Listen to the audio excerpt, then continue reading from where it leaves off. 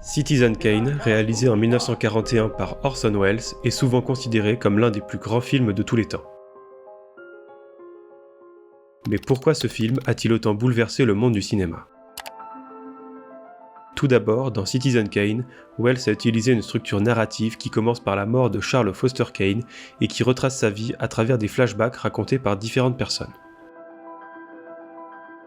En ce qui concerne les plans de caméra, le directeur de la photographie Greg Toland a tout d'abord utilisé le Deep Focus, une technique permettant de garder tous les plans nets simultanément. Cela a permis à Welles de créer des compositions visuelles complexes, car ce film est tourné comme une pièce de théâtre, l'action se passe au premier plan, mais aussi au-delà, au deuxième et au troisième plan. On peut noter l'utilisation de fondus entre les scènes, ou encore l'utilisation de peinture pour les décors, et des plans de caméra audacieux pour l'époque. Ces techniques ne sont pas nouvelles, mais leur utilisation appuyée rend ce film unique. Mais au-delà de la technique, Citizen Kane explore des thèmes universels comme le pouvoir, la corruption et la solitude. Des cinéastes comme Martin Scorsese, Steven Spielberg ou encore Stanley Kubrick ont souvent cité Citizen Kane comme l'une de leurs influences majeures. Citizen Kane a marqué le cinéma et la culture populaire par son innovation technique, sa narration audacieuse et ses thèmes profonds. It's not Citizen Kane, but why You were the Rosebud.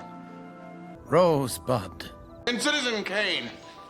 And there's the Kane from Citizen Kane. Il reste un incontournable pour tous les amateurs de cinéma et pour les étudiants en montage comme chez Dawan, qui cherchent à comprendre comment l'art du montage peut sublimer une histoire et transformer l'expérience du spectateur.